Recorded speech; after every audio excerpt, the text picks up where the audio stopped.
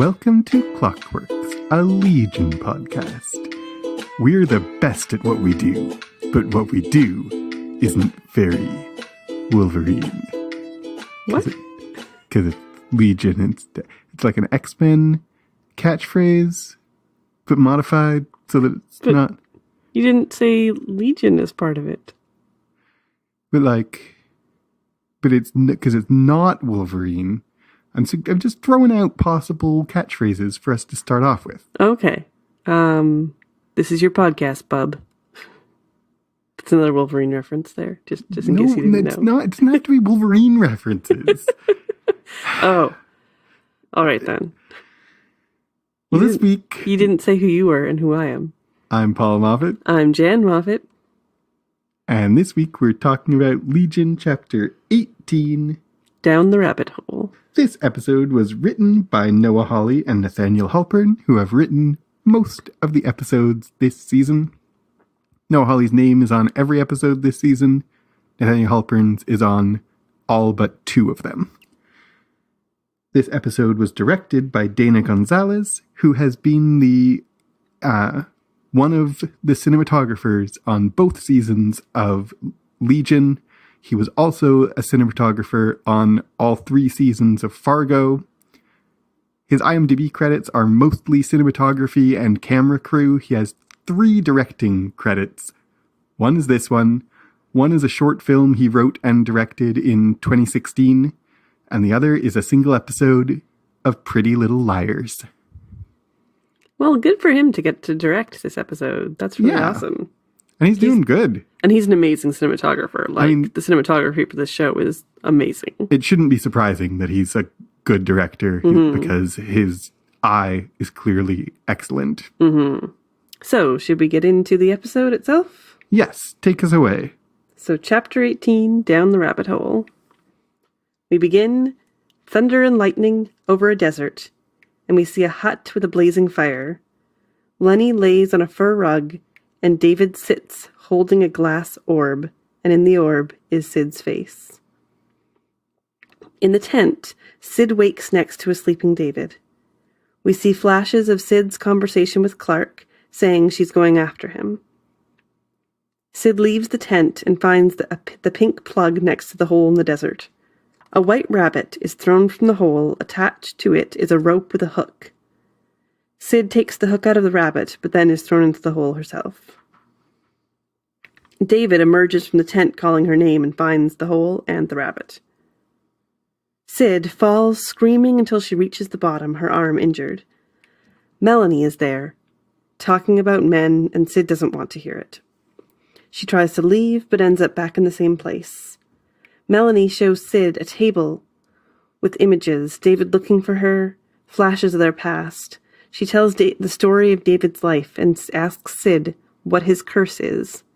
Syd says that it is the monster, but Melanie says it's his insanity and that he enjoys hurting people.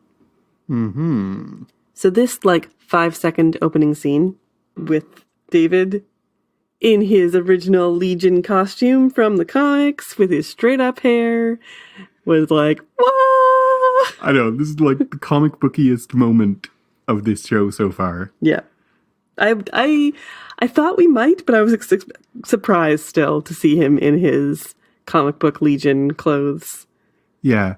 Yeah, so if you're unfamiliar with Legion the comic, his hairstyle in this shot is what David Haller looks like in the comics, with his hair going straight up in the air. I mean, it's hugely long in the comics, so it's not quite as long, but it's pretty spot on. And the clothing, too. The shirtless with the vest. Yep. And in the I've seen a lot of the commentary on this episode, and I haven't been looking for it. As always, it kind of creeps into my eyesight. But a lot of the commentary in this episode is they're making him into the villain that he is in the comics. And he is not a villain in the comics. Not the comics that I've read.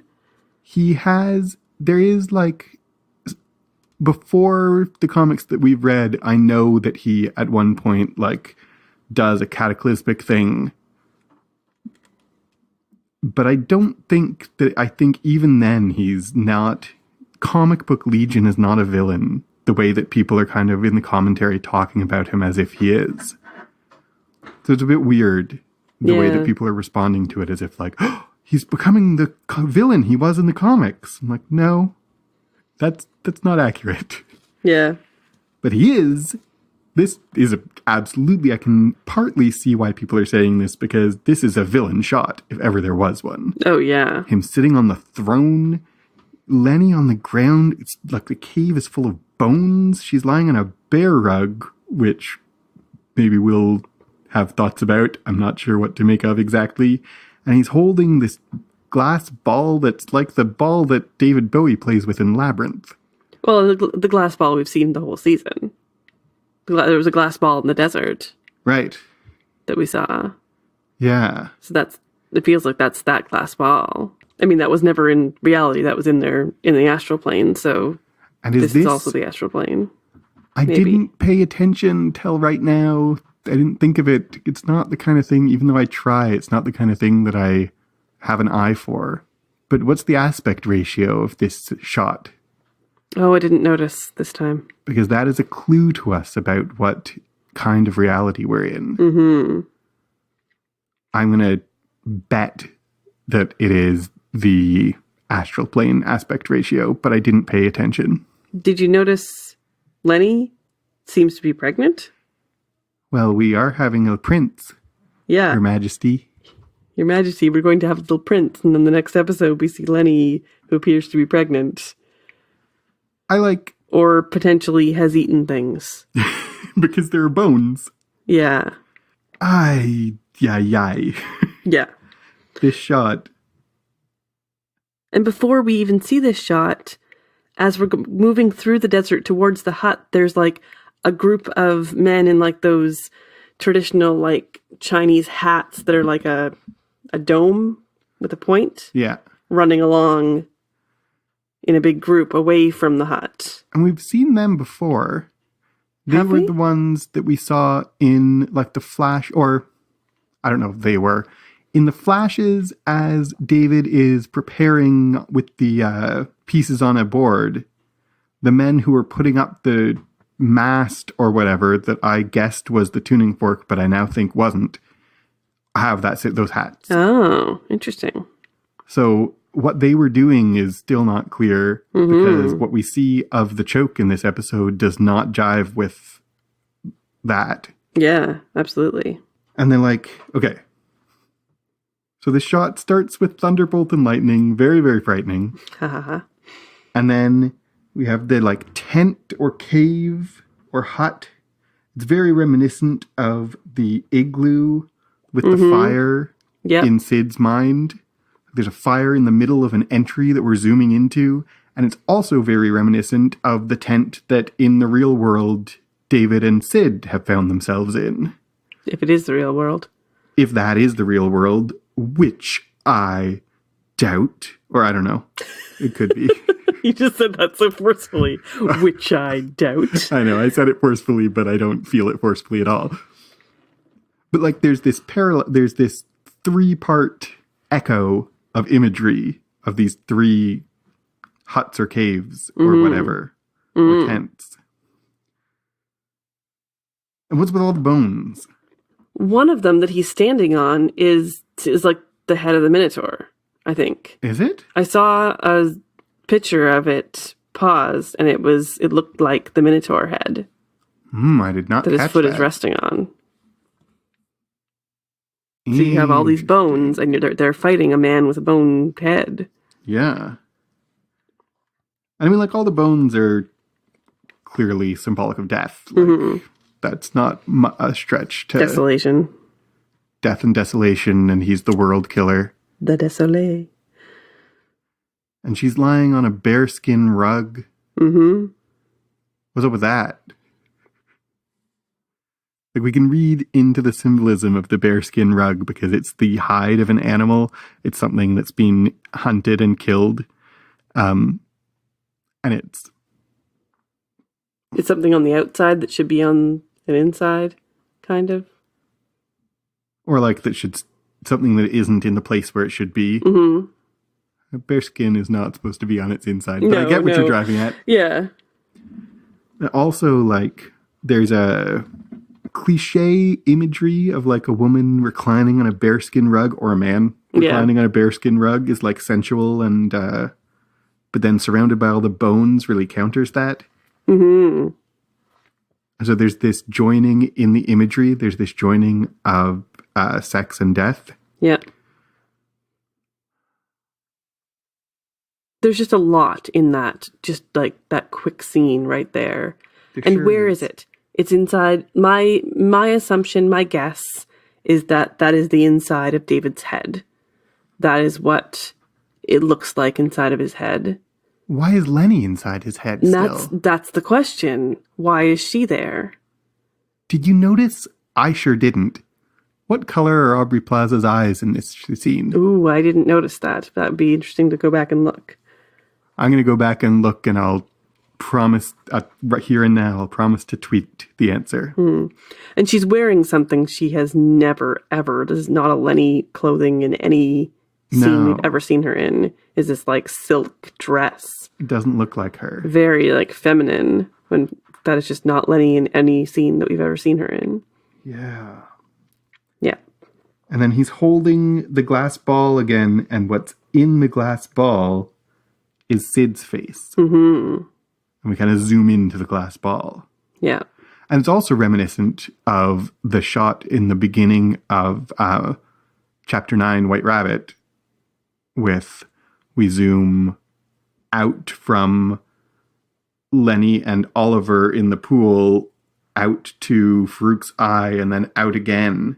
Mm-hmm. And here we have, like, we're zooming into this cave and then into the ball, and now we're in... So we have, like, layers of something inside something inside something.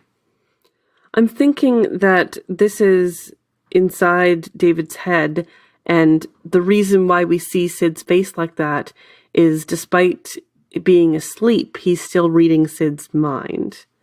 And so she's thinking about the conversation she had with Clark. The whole, like, I'm going after him, and that repeats over and over. And if David is reading her mind in his sleep, then that's what's there. And what's in her mind is in his mind. Exactly. Okay. And then we see the tent and Syd and David. And I noticed David's face is really half in shadow. There's a real stark shadow on his face.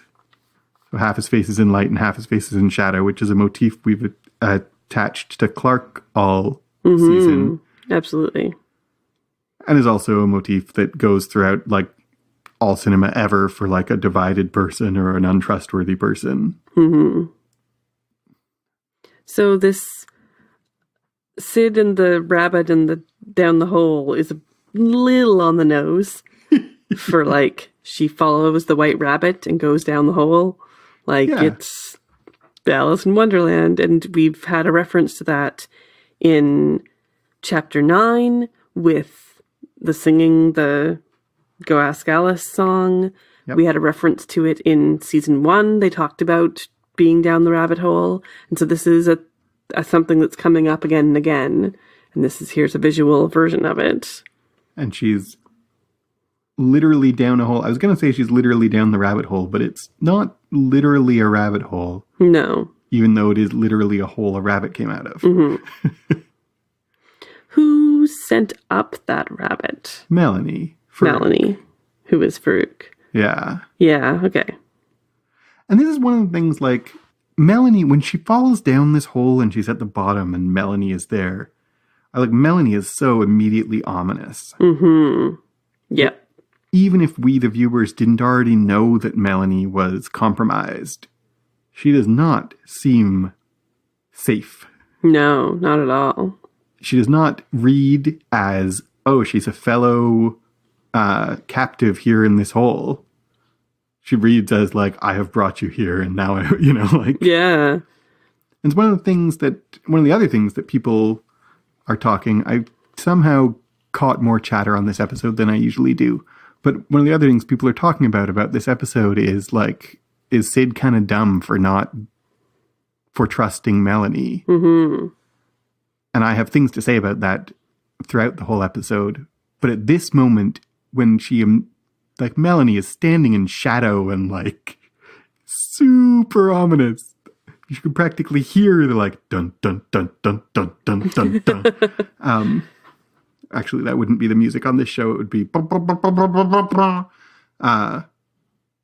and this is the one moment where I think Syd should be more openly suspicious of Melanie at this moment. Mm-hmm. Is it because Melanie was kind of her savior that she has trouble seeing her as a villain? But no, because she's seen her for this full year going on drugs and not being present at all.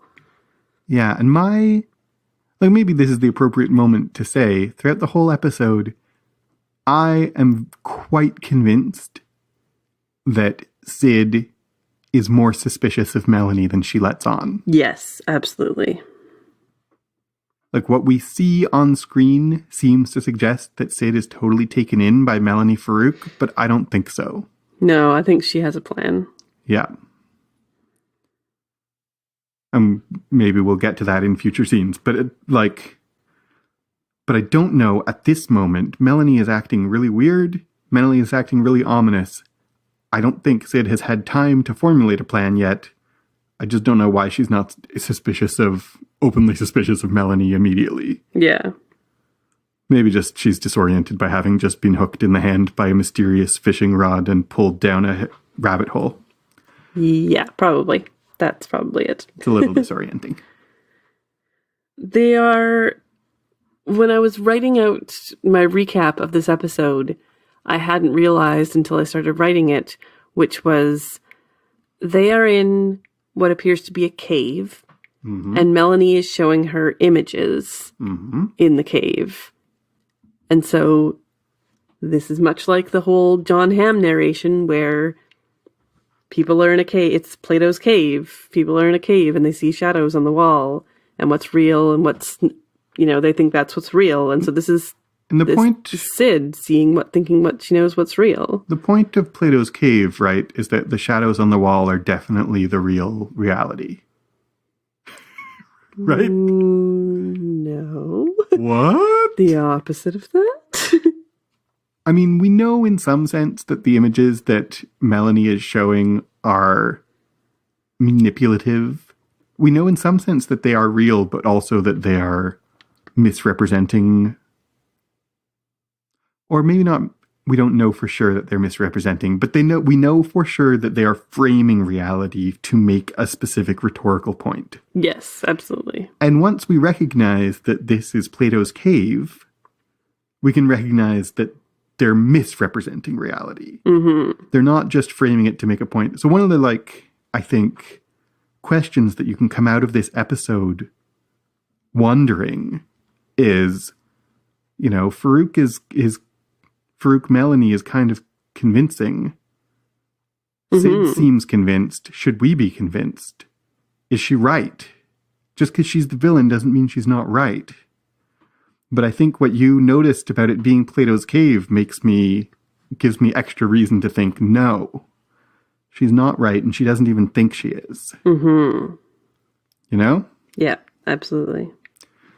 Those phosphorescent tables look like glowing petri dishes.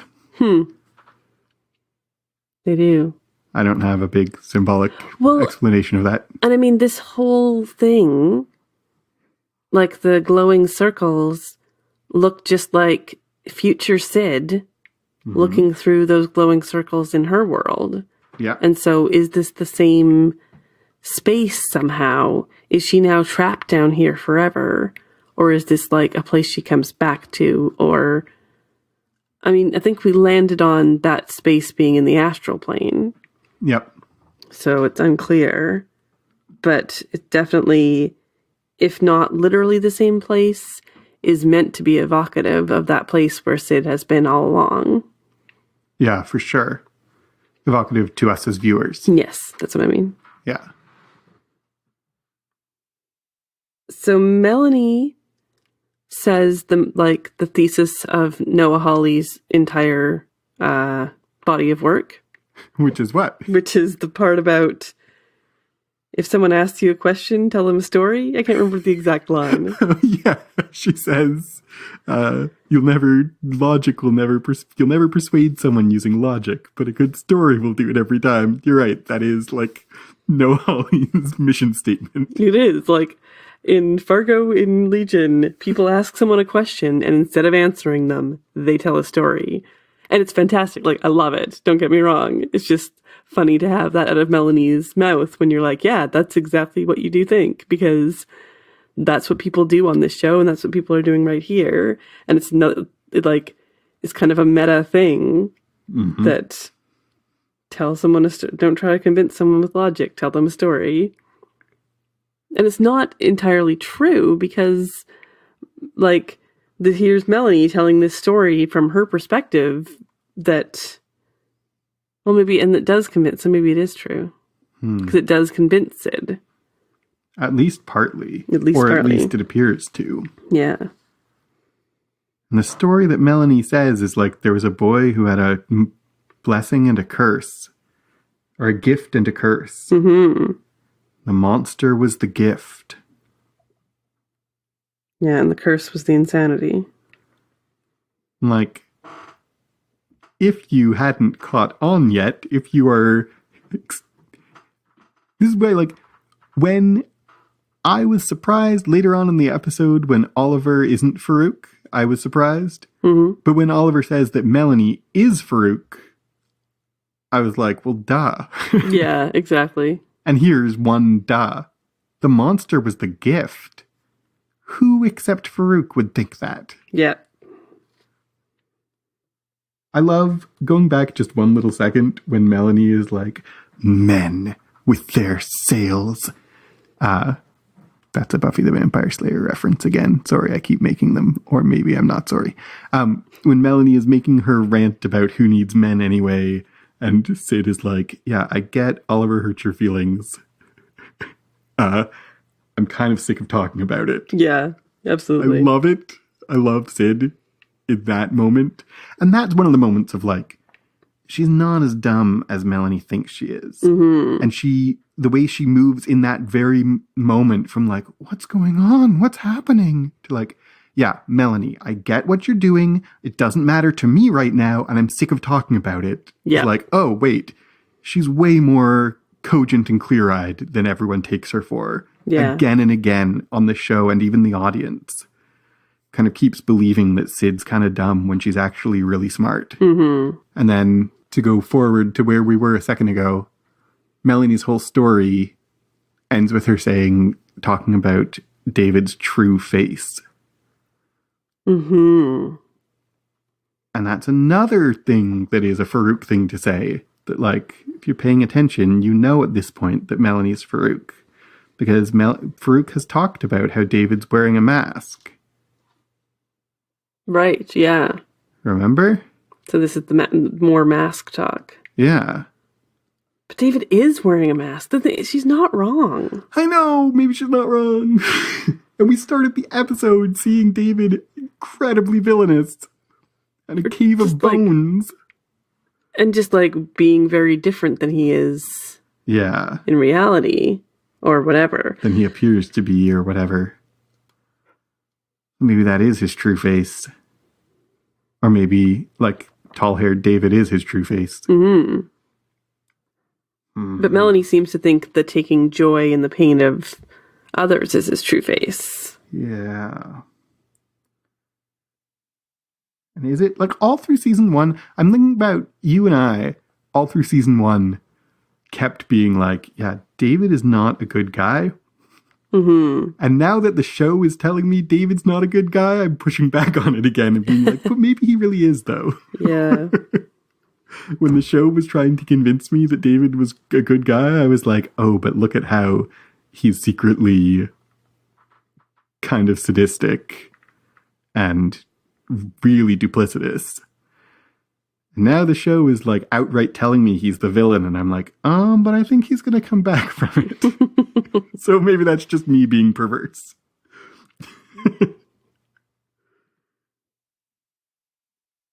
he definitely, the main thing is he lies. Yeah. And we see it over and over again. And we've seen that since season 1. Yeah. Yeah. David walks through the desert in a sandstorm and finds the rickshaw empty. Then the monastery. Inside, Oliver is there singing to himself. David drags Oliver to a chair and slaps him. Oliver doesn't want to share where Syd is, so David goes into his brain and begins torture. He drills Oliver's leg, flashing between different locations. Syd and Melanie watch from inside the cave. Melanie says David's a monster. Lenny appears in the car, and we see it again bursting into flames, and her retrieving the weapon. She sits next to a group of men with safes on their heads, asking them questions, attempting to meditate, and taking out the gun. She finally asks where to find the monastery, and they all point the way. David continues to torture Oliver, while Syd and Melanie watch through the table. Melanie shows her the future, where Syd and David kissed, and the conversation Farouk had with future Syd. Melanie says that he'll change, and she calls him Legion, the world killer. But Syd wants to believe he is a good person. David in this sandstorm, exactly the same as David in the snowstorm. Yeah, Okay? absolutely. It's like shot for shot, the same kind of thing. And when we started the episode with this fire in a tent that's like the fire in the igloo, and is maybe that a hint that all of this is happening inside somebody's head? Yeah. That Le Désolé is not a physical location in a desert. I mean, we've already kind of seen that if it is a physical location, it's a geographical oddity. Is that the thing? Yeah. Is that the thing?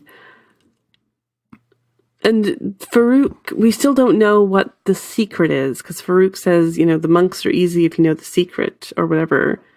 And is there still that secret to be revealed?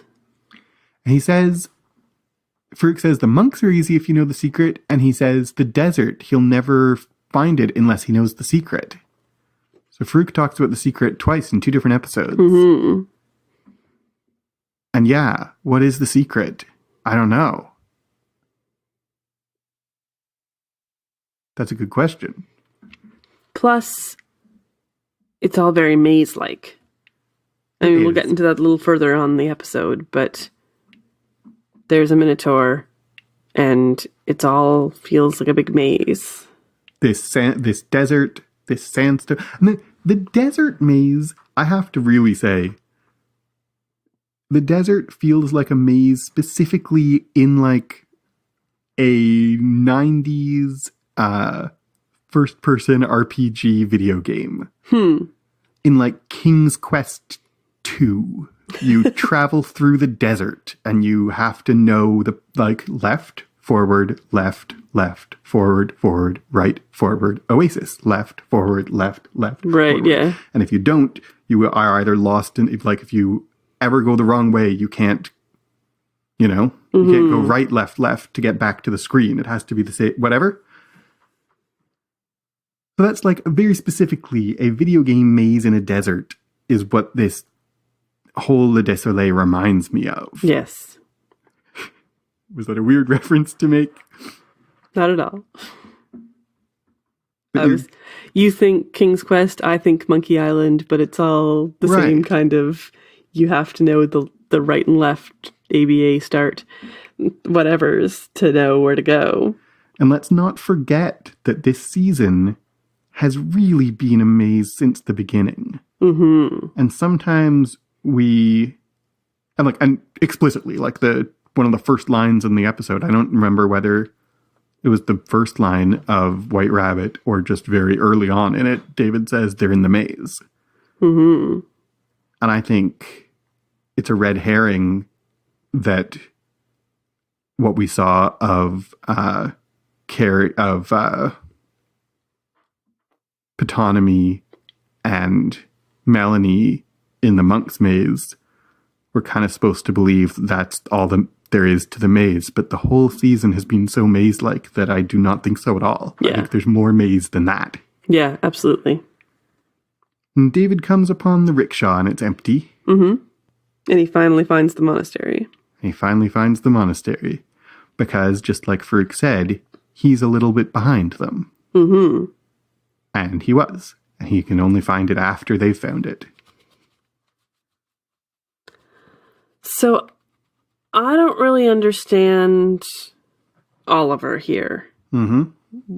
This is Oliver without Farouk in his head, I guess. How is he able then to, like, turn into David for a second?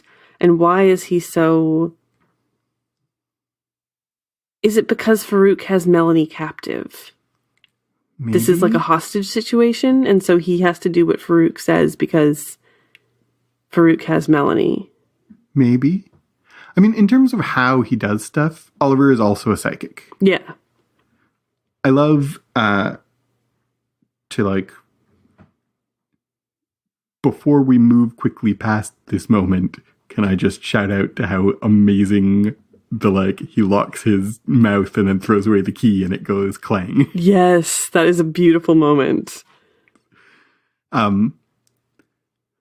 I think there's two questions in your question, and I'm not sure which one you're asking, and that's like, what is actually happening with Oliver? And the other is, what's Oliver's motivation? Yeah. Why is Oliver playing along? Mm-hmm.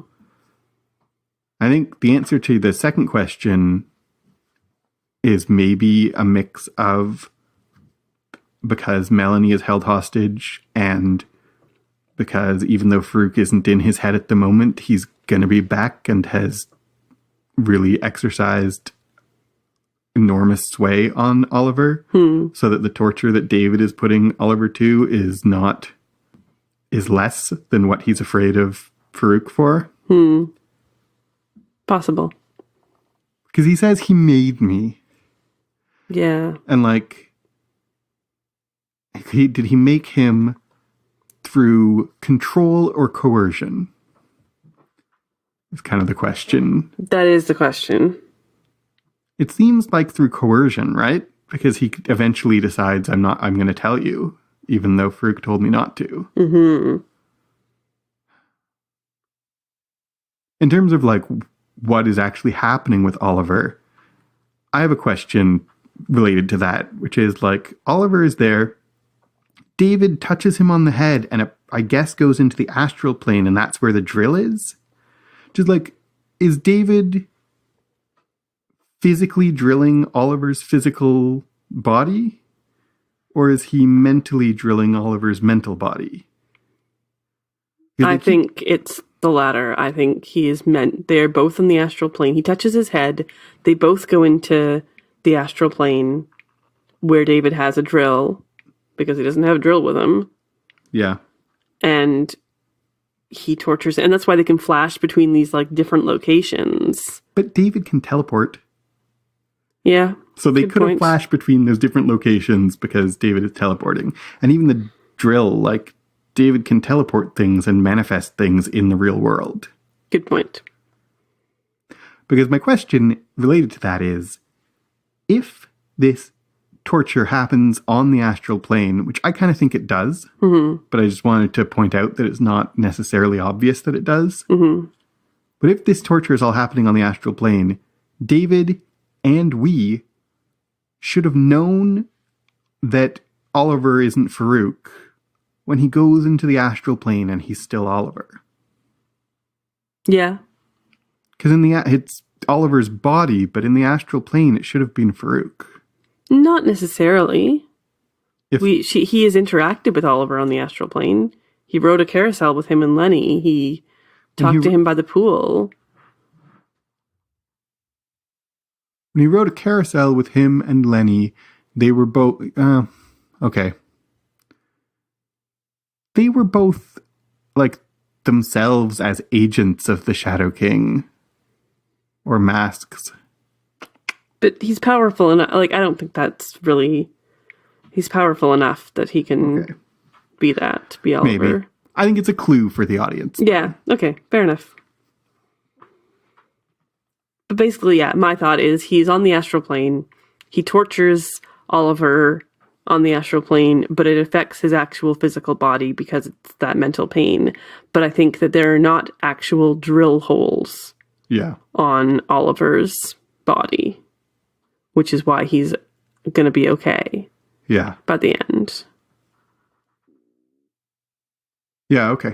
But it was so much pain that he passed out and actually bled. And if you die in the astral plane, you die in real life. Just like Canada. Just like Canada. If you die in Canada, you die in real life. What if you live in Canada? We do. Oh, true enough. How is he able to become David then, though? That's still, that moment confuses me. He isn't, but he can psychically make David see that he's David. So when he says, I'm you, is that another clue? Because he's saying, I'm you, I used to have Farouk in my head, and now I don't, just like you. I think that is a writerly clue, but not a characterly clue. I think that in world, what the character Oliver is doing is playing Farouk as best he can. Saying what he thinks Farouk would say. Okay. But I think the writers are giving us this double meaning that is showing us that Oliver at this moment is like David at this moment. Mm-hmm.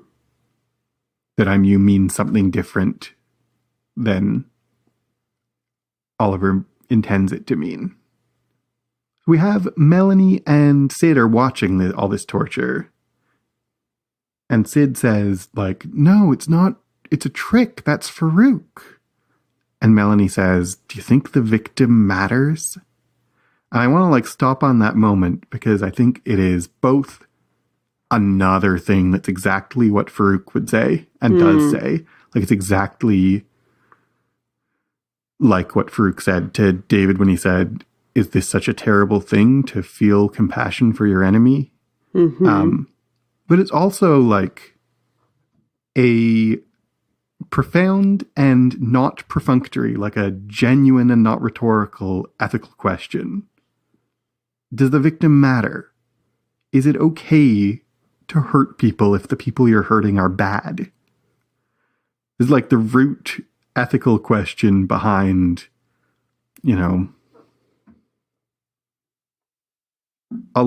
the principle of nonviolence, right? Mm-hmm. That it doesn't matter whether someone's bad or whether they're going to hurt people, or if it's wrong to hurt someone, it's wrong to hurt someone, is one philosophical position. Yeah. And another one is, well, you have to maximize the good in the world. And if that means you do something bad for the sake of decreasing the greater evil in the world, then that's, so the victim does matter.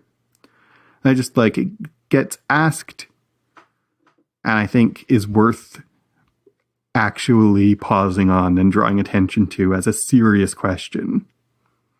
Do you think the victim matters? It's not a rhetorical question. So we're back to Lenny again. We get the whole badass Lenny car scene that you loved so much last episode. I have to say, I do not love it any less the second time. And then this group of men with safes on their heads. It turns out that the blocks from last week are safes. Yeah, we called them boxes last episode, but we see them more clearly. They're safes. So they're safe-headed men. Gotcha. Is there some kind of pun there? Metaphor there? I think that I think it is extremely literal. While they have these on their heads, they are safe. When they don't have these on their heads, they aren't safe anymore. They aren't safe anymore. Good point. I like that. We could also maybe say that they're locked. There's some part of their brains are locked away. So anyway, they're sitting there meditating. We'll get back to them. Yeah, exactly. We'll have more to say. I love, this isn't deep and profound, but just when Lenny walks over and the way Aubrey Plaza sits, it's like a spider. Yeah. She crouches down and her knees go out sideways. I don't know. I really like it. Yeah. I love that, like, she, like, tries to meditate with them. It's like, okay, I'll just join in. It's like, okay, that didn't work after 2 seconds. Let me try something else. Yeah. And did you catch she's whistling? She's whistling Happy Birthday. Yeah, she's whistling Happy Birthday. So, I mean, there's 2 things there. One is, who did we last hear sing Happy Birthday? Amy in the very first episode. And we get a reference to that with, like, we see that scene basically in when Melanie is showing Syd David's life. We also, Oliver whistles Happy Birthday when he puts Oliver with Farouk in his head, whistles Happy Birthday when he puts Lenny in Amy's body. Does he? Yeah. Oh, there you go. I'd forgotten about that. Because it's a double reference. It's a reference to Amy singing Happy Birthday, but it's also a reference to he's giving birth to someone new. Yeah. And this feels like another birth in that going down this hole feels like a birth. I felt like when, even at the very beginning, when Syd emerges into she goes down this hole and then comes out, and she's hurt and she's bloodied, but she's like, she's a little different. And maybe she's born into something else. Maybe this is the birth of future Syd. Maybe. Definitely, like, let's, hello, Freud. This great big hole. With a pink plug. And, like, there's a lot of yonic symbol in this episode. The birth canal, or the big tunnel is like a big birth canal. It's a reference, the tent even that she comes out of is birth imagery. The reference back to we kept talking about the igloo, but the igloo was birth imagery very explicitly. Yeah. And the, like, going in the cave at the very beginning and seeing David in there with all the bones and pregnant Lenny, but going in the door of a cave. Anytime we go through a door, we talk so much, when we're talking Freudian, we talk so much about phallic symbolism, but yonic symbolism is also a thing. Yeah, Doors exactly. and openings are also Freudian symbolism. And frankly, I have to, like, interrupt myself to say, I get bored of Freudian analysis pretty quickly because it tends to all lead to the same place. But it's hard to ignore in this episode. Yeah, exactly. There's a lot of Freudian things. And there's also phallic imagery in this, in the choke and the guys with their weapons with Carrie and her big stick weapon. Like, there's just a lot here. There's a lot of Freudian imagery that you can take out of this episode. Well, and Lenny sits by the side of this, in this scene, Lenny sits by the side of this opening, puts down her box and pulls out a great big gun out of it. Like, I love that, like, it's too big for the box. Yeah. It's like a TARDIS. It's a beautiful shot. Not a complicated one special effects wise, but really cool and fun. A gun is classic phallic symbol.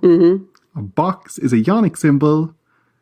She gets this enormous phallus so that she can guard this enormous yonic symbol. I'm not sure what it all adds up to, though. No, I'm not sure either. Maybe that's something we can answer in a future episode, or just it's a big question mark. Like, it's about the classic associations of yonic symbolism are all about, like, creation and rejuvenation and, you know, rebirth. Well, there definitely is some creation here. Yeah. And maybe that's what we're pointing to is... And there's every single character is changing in this episode. And actually, I started off the episode saying that Lenny on the bearskin rug is like matching death and sex imagery. But that's Yonic symbolism, like is a grave that also you come out of and are alive. So going into the hole is going into death, and coming out of it is coming out of a birth canal. So that it's like built into the way that Freudian would read Yonic imagery, that like it's a grave and also a vagina. Yeah. So death and birth and recreation and rejuvenation really are central to this episode, actually. Yep. And the phallic symbols are all the classic imagery of that is about like drive and action. Mm-hmm. So Lenny has the symbol of action, but then she's told to just sit and wait with it. Yeah. But she has the means by which she's going to be the one to do something. I don't know. Yeah. I feel like we could talk about the phallic and Yonic imagery for the entire episode, but maybe we'll just move on from that. I think maybe this is enough. Yeah. So Melanie shows Syd the future Syd. Yeah. And she shows her this conversation. And earlier we kind of skipped past it, but she showed her like Syd and David in their like white room. Yes. And Syd was like, "How are you doing this?" And that's a big clue to it being Farouk, because who else was there besides Syd and David in that room? The Shadow King was there. Yep. All of the things that he shows her are before he got it out of his head. Well, except kissing Syd in the future. Yes, that's true. And the no more secrets part. Right. So maybe not all. You're right. But you're right, though. The White Room, how would Melanie have access to that even if she did have psychic powers? Mm-hmm. She wouldn't, but Farouk would. Yeah. And that's where I think, like, Syd keeps saying, "How are you doing this?" and then seems to get distracted by other things. And I think we as viewers should be cautious against believing that Syd is dumb. Mm-hmm. I think Syd is putting things together, but that shoe's gonna drop in the next episode. Yeah. I strongly believe that. Yeah, same. It's a little bit bothering me, Syd and the like proximity to other people. Because in the first season she says that like it's not just touching, it's getting near someone makes her feel uncomfortable. And yet she is sleeping with David in the cave, like holding him, and like since she's wearing the gloves, I guess it's fine. But then she's like, Melanie is like running her fingers through Syd's hair. And just like there's a lot of being very close to and touching Syd for a character that cannot be touched. And doesn't like to be. And doesn't like to be touched. I am reading that as partly that since we saw her in season 1, she has gained more control. And that has come with her being more comfortable because she's more in control. Yeah, that's fair enough. But I also think Melanie is all up in her space. Yes, absolutely. And that's meant to be, like, unpleasant. Yeah. Syd points out that Melanie doesn't seem upset about Oliver being tortured. Mm-hmm. And Melanie's very like, yeah. It's not really him. I don't really care. And that's just one more of a million, like, Melanie is clearly not Melanie. Mm-hmm. Right? And Syd even says, "You don't seem like you." Yeah. And that's another of a million. I just don't think Syd is as naive as she is playing. I think she's putting things together. She says that Melanie doesn't seem like Melanie. Yeah. I think she's noticed something. And Melanie says, the greatest monsters are the ones in human clothes. And she says that David is a psychopath. Mm-hmm. And we see Brubaker from Division 3 saying it wears a human face. And back then we thought he's talking about the devil with yellow eyes wearing a human face. But was he? I mean, the human face he was talking about was David's. Was David's. Even at that point. Yeah. Was it, the devil with the yellow eyes, wears David's human face, or is it David wears that human face? Mm-hmm. Yep.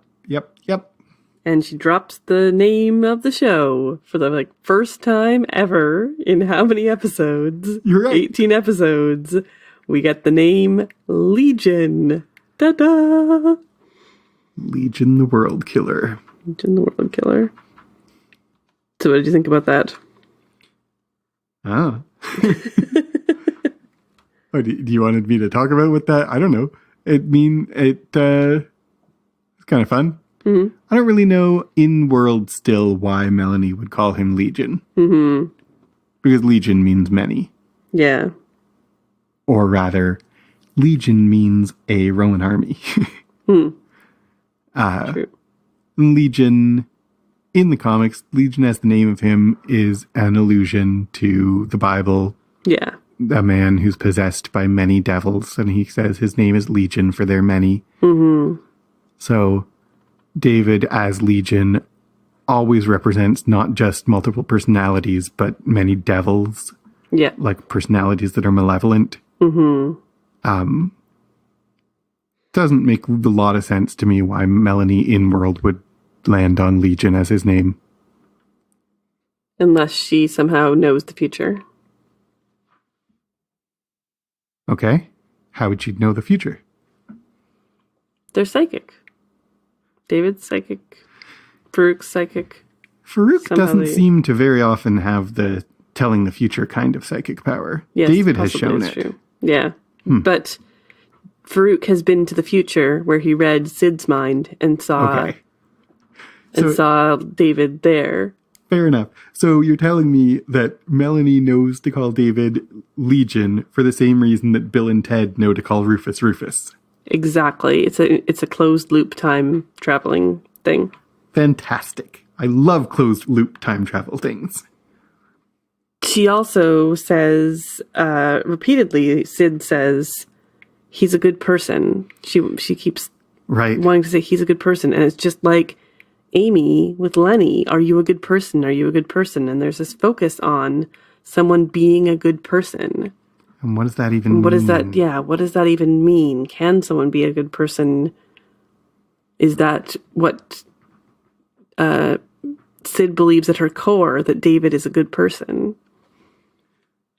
And it's one of these, just like I stopped to dwell on, does the victim matter?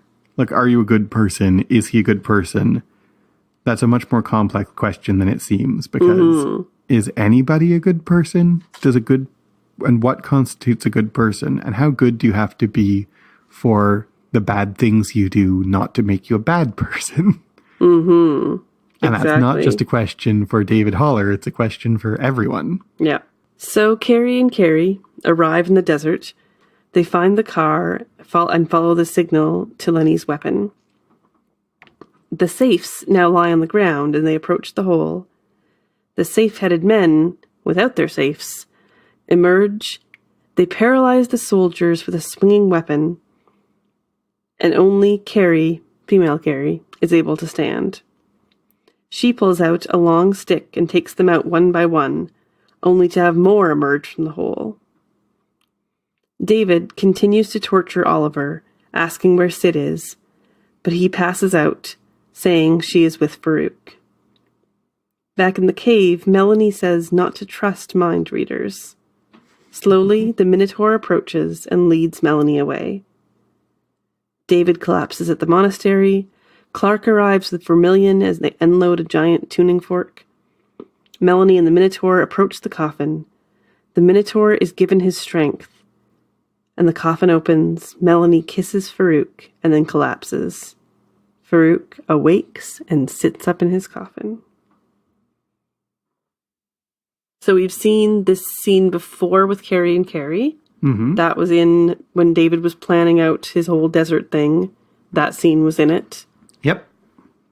So that's another, like, tick off the amount of scenes we've seen already through that desert thing. And, like, okay, I have to just say, that's not how tracking devices work, Carrie. But okay, fine, whatever. It's how his work. He created it. He made a mythical, crazy tracking device. Why? What would be the advantage of making a tracking device that tells you where something was?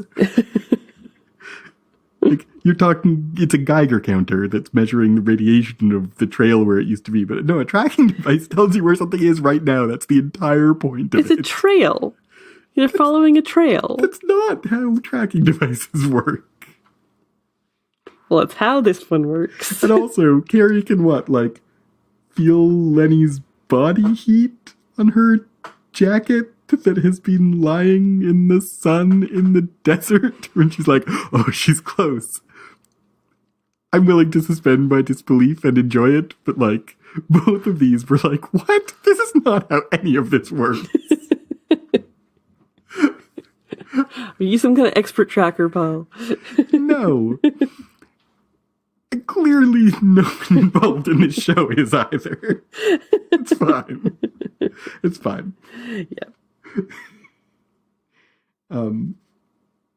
The blue guys without safes on their heads crawling out of the hole is like, first of all, it is like the miners crawling out of the hole to get donuts. Right, yeah. From, what's his name? Ben. But also, they're like bugs. Mm-hmm. They're so insect crawling out of that hole. Yeah. But then also, they're like humans crawling out of a hole. It's the birth imagery again. Mm-hmm. And then they have their bolas that they're swinging, which are like great big testicles. Yeah, absolutely. They come out of the birth canal and swing their balls around. Mm-hmm. And then all the men collapse. Yeah. And the only one who doesn't is the woman. Yeah. And she's not unhurt. She still is affected by the noise that they make. But somehow she's still able to be strong and stand. Is that just because she's so badass, or is it because balls are not powerful over women? Sure. Both. All the things. Yeah. Carrie can manifest weapons. Apparently. Because this is going to happen again, but there's a shot that goes around her entire body, and she does not have a stick at all. She's wearing a skin-tight coat. There's no place that a stick that big could have been. And then it's suddenly there. And later on, she has this scimitar or scythe thing when she fights the Minotaur that she didn't have. And it made me remember when she emerged from Carrie's body back in season 1. Right. With a bat full of nails. Where'd that bat full of nails come from? Right. She is just able to make weapons. Not guns, probably, but blunt force instruments and swords. Carrie just somehow manifests those. And that's part of her power. You are completely correct, and I never really noticed. It's super cool. That is super cool. You're right. And I think looking back on the episode where we had homeless David who got cut in half by Carrie, she's walking along and then suddenly there's a sword. And you think, she's taking out her sword, but maybe she's just manifesting a sword. Because central to their power is she manifests herself out of him all the time. Mm-hmm. So it actually doesn't... It's kind of in the wheelhouse that she can pull something out of thin air. She herself is pulled out of... or not out of thin air, but out of where she shouldn't be. Yeah. Oh, that's so interesting. Yeah. So coming back to what are these monks? Are they monks? Are these safe-headed guys? What are they? Are they real? Because when she fights them, she fights the first batch, and you're like, okay, they're like 10 guys. But then as soon as she fights them, more start emerging from the hole, and like the camera goes kind of wonky. They're moving too fast to be seen, like they're blurry. Mm-hmm. And so it feels like they are not, like they're just like copies. They're like Hydra. Yeah. Cut off one head and more heads emerge. And like, are they the monks from the monastery, like the Migo monks, but they've been kind of, they're the shades of them. They've been taken over by Farouk, or they worship Farouk or something. And the parallel I think of is the ring wraiths. They're like the ring wraiths from Lord of the Rings, because I'm reading Lord of the Rings to our older daughter. Right. Like they once were kings and men of Numenor, but then they worshipped Sauron and became wraiths. And these once were monks, but they've been corrupted by and now worship Farouk, and they no longer are Migo monks. They now are like his minions. Are they his... I didn't think of them working for the Shadow King. Oh, you didn't? Because I felt like they were still protecting the coffin. They're like, they pull people down into the hole, though. That's what they do to carry it, to mail carry. Yeah. Yeah, or the one guy. Yeah. And the way that they're meditating around the hole does not... way back, the beginning of this episode, does not seem like guarding it to me. It seems almost like worshipful. Yeah. So these are maybe totally different people, though. These aren't necessarily monks at all. They never were. These are minions of the Shadow King. Or maybe, and like, are they even physical things? Because like you said, at first that's what I thought. And then when a second batch crawls out of the hole, like, that does not seem likely. Yeah. How many of them are there? Mm-hmm. And why are they waiting? And why are they waiting? And how do they crawl out of the hole like that? And are they all copies of the same person? They aren't all the same actor. Well, I mean, they're like, all very similarly dressed and make-upped, and like they all look very similar. This is exactly like what you were saying with it being a video game. Yeah. This is exactly what it would be, is if you take a bunch of, you have a bunch of bad guys, you have to beat them, and then like how they end up getting beat is she beats them all down, and then the last two get killed by gunfire, and then they stop. And it's like, it's because in a video game logic, you have to kill them in a certain order, or make sure they're all dead before the next batch can emerge. Right. And if the next batch emerges, you have to do it all over again. This whole episode, this whole world of the desert is seriously like a video game level. It also, though, Carrie's fight with these self-replicating people. Think back to the episode, whatever it's called. I can't remember which episode or we named it. But with the bugs in people's heads, when Carrie had this big fight scene with Vermilions who replicated themselves and are all alike. It's the same fight scene. Yeah, that's a good point. Because these guys are Vermilions. That was her practice round for this. That was the training level. And then this was like similar fight scene, but level 2. Exactly. You trained in the hallway so that for the big bad level, you can beat those guys. Well, they're the big bad level. The big bad is the Minotaur. Or something. Yeah. It's so like, and if they are Vermilions, like we've said all along, that Farouk is like, that both Farouk and David actually are like Fukuyama. Mm-hmm. The three of them are a triangle. But are these guys like Farouk's Vermilion? Yeah. Maybe. So we finally have the official confirmation that Melanie is Farouk when Oliver collapses and finally confesses. And David is so distraught. And this is where I feel like he isn't a monster. Because as soon as he finds out that Oliver isn't Farouk, he's like, I just tortured my friend. And this comes back to, does the victim matter, though? Yeah. David wants to believe that the victim matters, but if the victim doesn't matter, then he is a monster. Mm-hmm. Right? And Melanie says we can't trust them, the mind readers, which we know is her. Yeah. And we know that it's completely true. You can't trust them. Yeah, exactly. So Syd, don't trust her. But maybe she hasn't. Maybe she has. Melanie says he's going to be, even if he isn't a monster yet, he's going to be. You've seen it in the future. Believe yourself. And Syd says, no, the future isn't written. And there's another, like, time travel question, philosophy question, rooting this whole season of, like, is the future written? Is there still free will?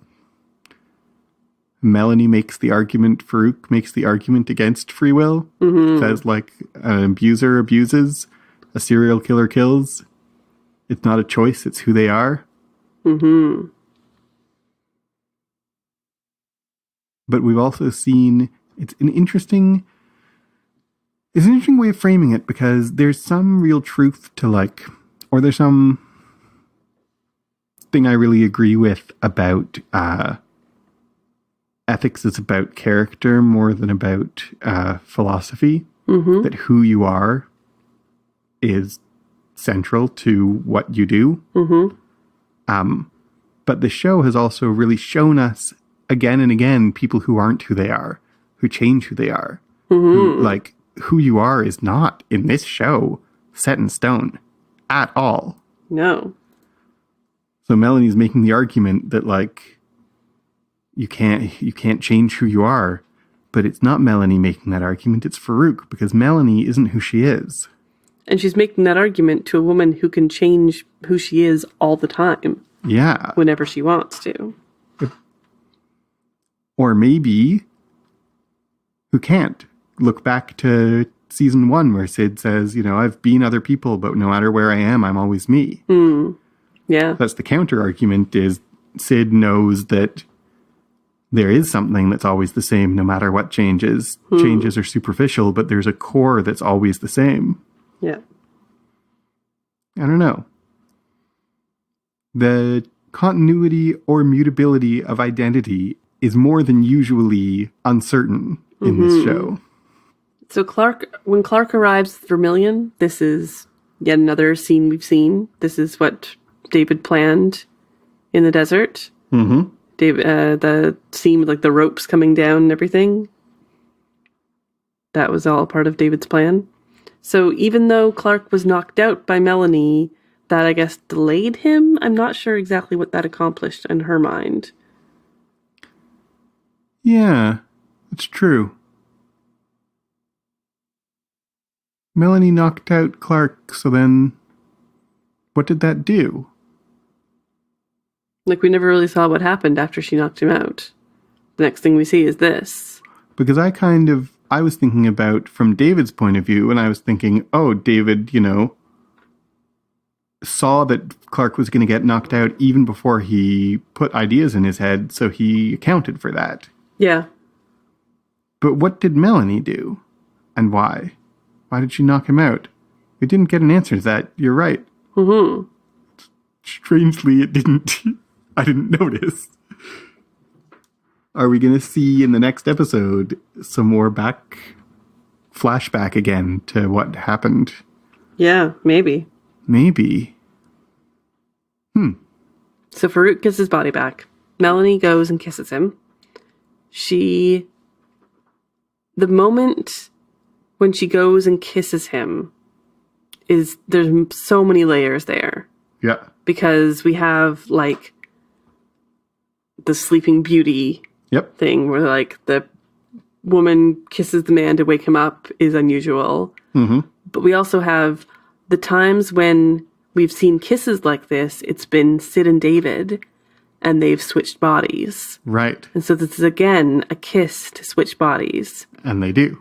And the light that lights up behind them is exactly like when Syd and David kiss, and there's like a bright light that shines. And it's also, yeah, you're right. It's also the light lighting up behind them brings to mind Farouk's talk about making the sunrise. Yeah, absolutely.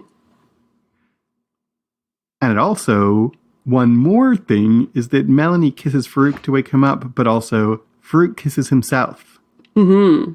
Yeah. Like kissing him when it's him kissing his own body, like it's a moment of solipsism. The only one that exists and the only one that I love is myself. Yeah. And so he kisses his own body. And it's I'm so happy to see you. Yeah. Body. There you are. I'm so happy to see you. Mwah. I greet you with a kiss. Oh, and that too. I greet you with a kiss. I don't think actually it is in this episode, but that phrase is another biblical phrase. That's how Judas greets Jesus. Yep, exactly. A kiss of betrayal. I don't think that's what's going on in this scene, but you said that phrase and it sparked it in my mind. Yep. And then, like, okay, let's talk about the Minotaur. Yeah. And here's my main question about the Minotaur. What the fork? What, the tuning fork? That's my main question. What is the Minotaur? Like, if we talk about what are the blue-clad, safe-headed guys, are they real or are they like a psychic projection or a robot or whatever? What is the Minotaur? I just don't know. And, like, the Minotaur is completely associated with Melanie. Yep. We saw it in the first episode of this season. I saw it, and it was, like, upside down when she was doing drugs, and I was like, what is this thing? What is it? You guys remember, I asked that question a lot. And then it came back again, and it was in Melanie's maze. Mm-hmm. And now here it is again, and it's not associated with Farouk. It's associated with Melanie. It was, I saw someone else pointed out when David first gets into his isolation chamber thing and travels all throughout and he goes to the classroom. The Minotaur was in the hallway of that classroom where the kids were playing. Right, yeah. Duck, Duck, Goose. Just like, and some people have suggested that classroom is Melanie as a child. Interesting. Does that suggest that Melanie was under Farouk's control way back then? Has the Minotaur always been actually evidence of Farouk? Is the Minotaur to Melanie as the devil with yellow eyes was to David? Or does it suggest that there's something about Melanie, that Melanie's like an active participant here? Melanie has this creature somehow. Well, that's kind of what we suspected in the last episode. We were talking about how, is Melanie working for Farouk or is she working for Oliver? She wants to be with Oliver still. But does she though? I don't know. She kind of denies it, but she still claims to want to, unless she was lying. Yeah. But she also, the last episode was all about her thinking things aren't really real. Yeah. And is this Minotaur somehow connected with Oliver? Is this an Oliver lives in her head as well? Except for, I mean, maybe, but I don't know if we can take it too literally. Like, it's really hard to figure out.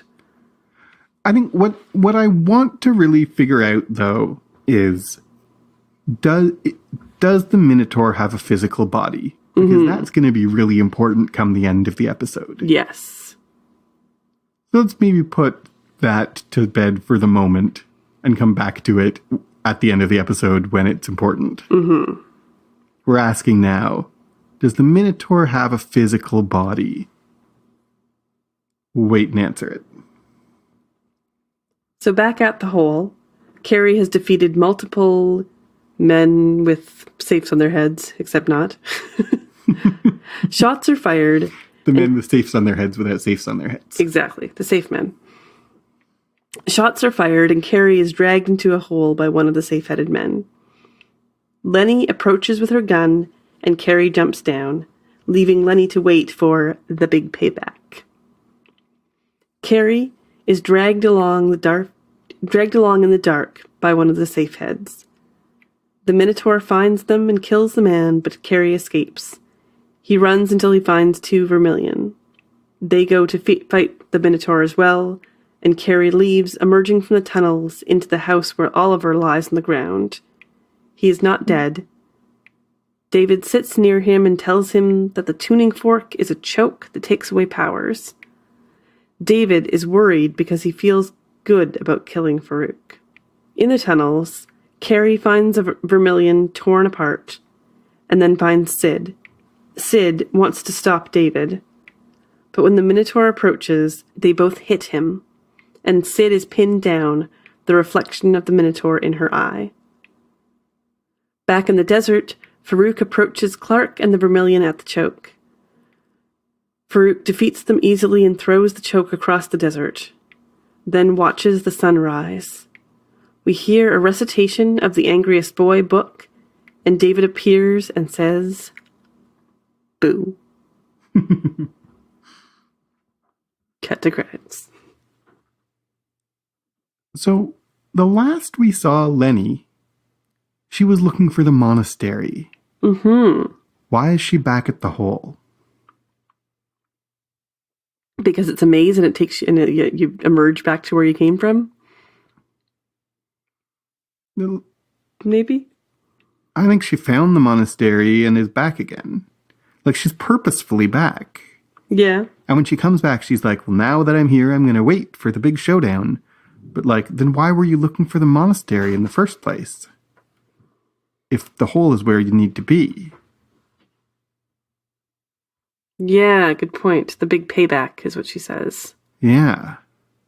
Which I assume is killing Farouk, because that's the payback for the torture she was put through in Farouk's head.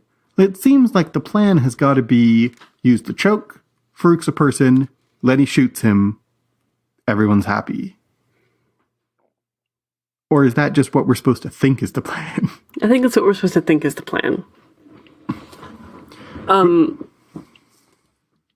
Maybe she went to the monastery, she saw David gave her some instructions, and she went back? I don't know. Like, I really want to know what Lenny was up to between leaving the hole and returning to it. Mm-hmm. And it seems like she has, like, orders now, again. She always did. And, like, when we flashed forward to see her in the desert with a sniper rifle back when David was planning things, we saw the Minotaur in a wheelchair behind her. Yes. But now the Minotaur is not in a wheelchair. No, he sure isn't. So the plan is messed up. The plan is messed up at this point. Mm-hmm. This is not the original plan going as all according to plan. Yeah. I'm just not sure. Like, I'm curious. I am not sure what's going on with her finding the monastery and then leaving it again. Mm-hmm. We're not being told something. Yeah, I agree. There's something weird about Lenny. We have Carrie dragged down into the pit and then, like, running from the Minotaur going, oh dear, oh dear, oh dear, oh dear. Bill Urban is amazing. I love him. He's so funny and, like, so good. oh dear is like the White Rabbit in Alice in Wonderland. Oh, yeah, you're right. I didn't even think of that. So he's in the rabbit hole saying, oh dear, oh dear, oh dear.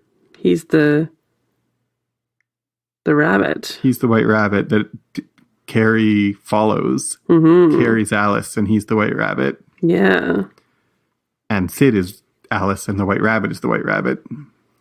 And then also, you said this. Can I steal your observation? Or do you want to say it into the mic? Oh dear, oh dear. Oh, he's being chased by the Minotaur, who has kind of like a deer head. Yeah. So he's like, oh dear, oh dear. It's kind of a pun. Like, I don't know. I don't think that's a thing, but that's what struck me. The bull, not a deer, but it's also is like, oh dear, and then an animal-headed thing chases after him. You know? Yeah. It's like Bugs Bunny level. Yeah. He just brings the levity, and you need it. You need some levity in this show sometimes, and I appreciate Bill Irwin for it. He's great. But he runs along and ends up at the monastery. Yeah. Which is like, they're deep underground, and then somehow he can end up there. And so it's very like this maze, this dream logic, this things, spaces connecting that should not connect. Yeah. So something is very non-real. Yeah. Yeah. There's no way that the caves that Carrie is in connect to the monastery as we've seen it. That geography makes no sense. Mm-hmm. So, and we've always known the monastery's location, or we've always known the monastery is moobs. Mm-hmm. And we have suspected this whole episode and even last episode that its location isn't physical. Right. Yeah. Yeah. Like, yeah, there's weird stuff happening. And this cave it can, I guess. It never seemed like a physical cave. Was there a literal big hole with a giant pink plug next to it in the desert? That doesn't seem like it could be literally a thing in the real world. It's also symbolic and well, everything in this show is symbolic. Is there a rooftop of a building with a whole bunch of hands pointing different ways? No! Nothing is real. Nothing is really real in this show. Oh. You just gotta accept it and roll with it. I guess. Carrie finds Oliver all hurt and David sitting on the chair, like... Yeah, in the exact same pose as the beginning. Yeah. He's just like him from the opening. And like completely blasé. Oh yeah, I tortured him. Mm-hmm. We saw him regretting it, or seeming to regret it, but now here he is not... He's not emoting with regret. I don't think he's no regrets. I think he's upset. He talks about being upset about that he's worried because it feels good. Yeah. It doesn't feel good to torture Oliver. It feels good to hurt Farouk. And he thought Oliver was Farouk. And now he's thinking about actually hurting Farouk, and that's going to be great. Yeah. Yeah. There's also, in terms of like the physical space and the weirdness of these caves, Vermilion are suddenly down there, which like, where did they come from? Yeah, because they weren't, to like be really clear, in case we're not paying attention, where they are in the desert, they're in the desert with Clark, which is a different part of the desert. They were never by the hole. Yeah, exactly. They didn't arrive with Carrie and Carrie. They arrived with Clark. Carrie and Carrie had a bunch of dudes with guns, but no Vermilions with them. Nope, none. So how did they get in the hole? Yeah. It's just another wonky space. I think you're right. Syd says David is the monster now. Mm-hmm. Maybe he always was. And like, is this because Syd has been convinced by Melanie, who is lying? Or is this because Syd is smarter and more insightful than either Melanie or David? And is this true? I just don't know. As I said already in this episode, when the show was trying to convince me that David was good, I was skeptical. And now the show is trying to convince me that David's a monster and I'm skeptical. Mm-hmm. Yeah, there's skepticalness all around. And then the Minotaur shows up, Carrie and Syd. And the Minotaur shows up and Carrie manifests the scythe, as you said, which I didn't notice even a tiny bit. Mm-hmm. And Carrie's like, I've got this. I'm like, oh, good gravy, Carrie. No, you don't. Mm-hmm. Then Syd says, no, I need to hit something. Yeah. And it's like... Since when does Syd do physical combat? Right? My theory is because Syd is smart. Syd knows what's going on. When she says she needs to hit something, we read that as, I'm so angry I have to express my anger by fisticuffs. But I think what she actually means is, I need to physically touch this Minotaur so that I can use what we all know are my actual powers. Mm-hmm. So at the end, when Syd is on the ground, you drew attention to it in your recap, there's the reflection of the Minotaur in her eye. Yep. And that's one of these, like, that could just be, like, light reflects on things.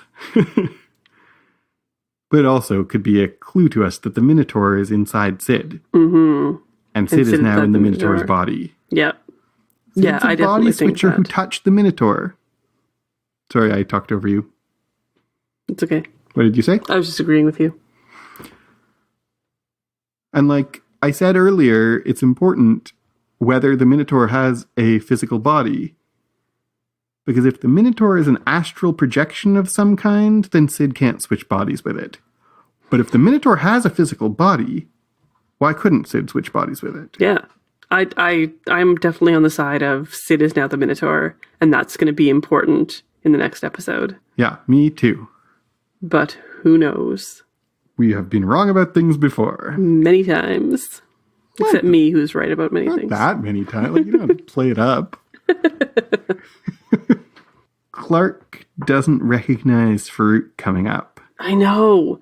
Clark feels very dumb in this moment. That, like, can we help you? Who do you think this is? Yeah. It makes me think, like, well, none of them would recognize Farouk's body. No. But no, also, none of them at all. Be a little more suspicious, Clark. Yeah. Show your scarred face, not your fresh face. Mm. And Farouk just kind of defeats them. Mm-hmm. And so does that mean Clark is dead? I don't think so. No. He knocks them out. He knocks them out.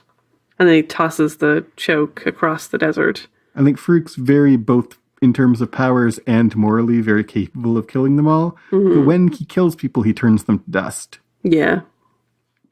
Like, that's the visual language we have used on this show. Yeah. They all collapse. I think he's just knocked them out. Yeah. I'm really super upset if this was how Clark dies. Yeah, me too. Me too. The Vermilion, just like chance of victory 0. Like, they don't even try. That's really annoying. Because, like, they're robots, so they're not... They can't be manipulated mentally by Farouk. But he's telekinetic also. But he's telekinetic also, I guess. I just am annoyed that they don't even try. Are you, like... I don't know, I kind of really liked it, because from a show perspective, like, don't waste our time with a pointless fight scene that we know isn't going to go anywhere. We know Vermilions aren't going to defeat the Shadow King. No, good point. Like, from a show perspective, there's a 0% chance that the Vermilions are going to win this fight, so, like, just skip it. Yeah, okay. That's a good point. That's a good point. I like it. It establishes the level of his threat, which isn't really necessary, but, like, it reinforces the level of his threat, but it also is kind of a meta moment of, like, yeah, we're not going to have this this confrontation. Mm-hmm. And then we have Farouk throws away the choke, which, like, ruh-roh. Yeah. And then he stands there on the hill and makes the sun rise. Does he make it rise, or was it rising? I assumed it was rising and he was just basking in it. Yeah, but he has said that what he as a god does is make the sun rise. Right. So I don't think he actually has made... No, I agree. I don't think he has actually made the sun rise. But I think the visual language we have of him standing, raising his arms, and the sun rises in front of him is of like... But then the question is, if this has been the sun rising, then how come the sun was rising when he was kissing... when Melanie was kissing him and he was getting his body back? Mm-hmm. I don't think that was the sun rising. That was just a light appearing. Because they were underground. Because one or both of those are not a literal sunrise, was my answer. Yeah. Yeah, and you've said it too. And then the Angriest Boy book. What is up with that? We haven't really heard much about the Angriest Boy in a long time, in so many episodes. I mean, Lenny saw the Angriest Boy in the dream, and... That's true. She did. We've been reminded of him. But yeah, because the Angriest Boy book was always written by Farouk. Yeah, you're right. Farouk was the Angriest Boy. It's David reading it. So it's a warning. He chopped her head. This is a warning to Farouk. Or is it a warning to David? Or neither? Yeah, those are some of the options. Yeah. And when David appears, his face is half blurry.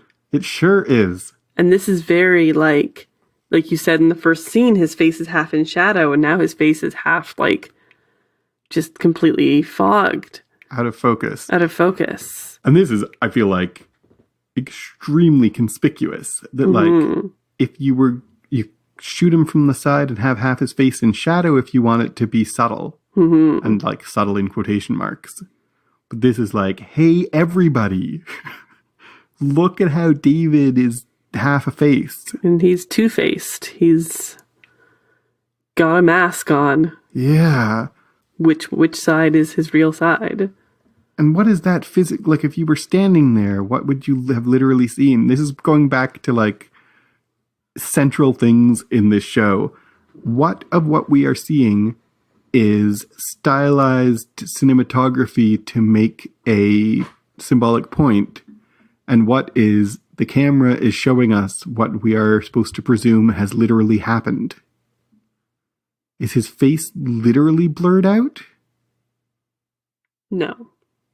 Well, how can you be so confident? Because that would be stupid. But you can't blur out your own face. I can't. I also can't, I don't know, do stuff. Make a whole kitchen explode? Make a whole kitchen explode without, some dynamite or something. I'm just saying, very, very often on the show, the things that we see are the camera showing us what is literally happening. Absolutely. So David is half blurred out, is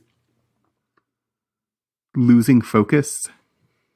I mean, you can also make it really literal. Ooh, he's losing focus. Yeah.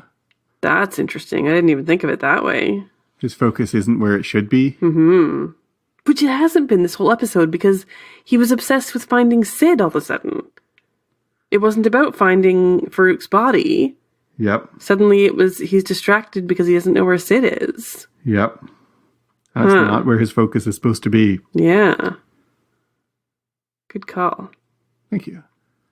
So I guess that really brings us to the end of the episode. Did you want to talk about the music in this episode? There was lots, right? Really only two. Okay. And they're, besides Happy Birthday and Swinging on a Star? Exactly. When Syd is lying in bed with David in the tent, we hear True Love Waits by Radiohead. Mm. We previously heard Radiohead in season 1 in the episode Undiscovered First during the car ride to Division 3 when they're all going to discover that David has killed everyone at Division 3. That's the last time we heard a Radiohead song. And this one, some, we don't hear the whole song, but some relevant lyrics. I'll drown my beliefs to have your babies. I'll dress like your niece and wash your swollen feet. Just don't leave. Don't leave. And that's the like... Kind of the sentiment of Syd, don't leave. Yeah. And is that, I wonder, like we can read that as expressing Syd's emotions. Mm-hmm. Syd thinking about and to David, don't leave. And the words that repeat at this moment are, I'm going after him. Syd is feeling abandoned by David, that he went off to hunt the monster like he said he wasn't going to, and she went after him, and she's like, stop leaving me. Mm-hmm. We can also read it in the reverse, that Syd is about to wake up, go out of the tent, and leave David. Mm-hmm. And so maybe she's the one who's leaving, and he's the one who's saying, don't leave. Don't leave me. Yeah, good point. During Carrie's fight scene, we hear the song Ocean Sighs by Jane's Addiction. We previously heard Jane's Addiction back when Melanie was getting high in Chapter 9, White Rabbit. And the words, some relevant lyrics, wish I was ocean size. They cannot move you, man. No one tries. No one pulls you out from your hole like a tooth aching a jawbone. It's a little on the nose. I know, right? And then also, like, during the fight scene, blah, blah, blah, blah, in the end of the song, no talking, all action. No talking, all action. During the action scene. And that's very Carrie. That could be Carrie's theme song. I know, right? I want to be ocean size, no talking, all action. Yeah, I don't know. It's maybe doesn't need a ton of analysis because it is very on the surface how it clearly relates to what is happening, being pulled out of the hole and no talking, all action. Yeah. So in terms of feedback this week, we didn't get a lot. We had a little comment from Liberty Littman on Twitter at Viola Loki, who just asked, is Oliver okay? I hope so. And I think so. I think he is okay. I think that his torture was all mental, and they say he's alive. And Carrie's like, I think Oliver's going to be okay. So I think we're all good with Oliver. I mean, he's not going to be okay in terms of his mental state. Yeah, physically, very possibly not. I think physically he is going to be okay. He's knocked out again, though, so he could just go back to the astral plane for all we know. Ooh. That would be sad. It would be really sad. But I do want to mention, in terms of feedback, that we, after next week when the season ends, we'll do at least one, maybe even two season wrap-up episodes. And we'll want feedback from you guys. We'll definitely address any questions, anything you guys want to talk about. So send us that on Twitter, via email, on our Facebook page, any which way you want to send it to us, on our Patreon page as well. And we'll do a big mailbag wrap-up, talk about all of season 2 in the next couple of weeks here. So please send us that stuff so we can talk about it, because we'd love to answer some questions or contemplate more questions, which is more likely. Absolutely. So Paul, do you want to tell us where you can do all those things? You can find us where we are most active on Twitter at ClockworksCast. You can also email us, clockworkscast@gmail.com, and we'll read and respond to your emails as soon as we see them, which will be right away. We have a Facebook page, and we're on Reddit, and we're on Instagram, and we could be on something else if you want it. Tell me, I only use Snapchat. Snapchat the whole thing? we could have a Snapchat. But those are the things we have. You can also, I'm spacing out. You can also talk to us You can also, if you like our show, you can support us on Patreon at patreon.com/clockworkscast. That will help us continue to make the show, and that would be great because we want to keep making it. You can tell your friends and family and enemies and the creatures living in your head about our show, and that would be great too because we'd like people to listen to us. Actually, I want to, before we totally sign off, I want to put you immensely on the spot, Jan. Mm-hmm. Next episode is the season finale. Sure is. Make a prediction. How is this season going to end? What are we going to see? We're going to see dead Farouk. Mm-hmm. We're going to see answers to several of the questions, but several more questions not being answered. We are going to find out what is up with future Syd. Right. And I believe there'll be another mid-credits twist. And that's my full prediction. What is yours? We're thinking along very similar lines. I hadn't really occurred to me that there would be a mid-credits twist, but now that you've said that, I think you're probably right. I definitely agree this is the end of Farouk. I definitely think this is not the end of the future. Mm-hmm. I do not think that we will have any... I think that we will have what might seem like, but will not actually be closure in terms of whether David is a villain or a hero. I think we're going to end this season still not really being sure whether David is someone we should trust. Will we get another John Hamm narration in this last episode? That's a good question. I'm going to say no. Same. Yeah. All right. I didn't think we would. All right. Well, we'll see whether any of that comes true. I'm really looking forward to it. Mm-hmm. I've been Paul Moffat. I've been Jan Moffat. Goodbye.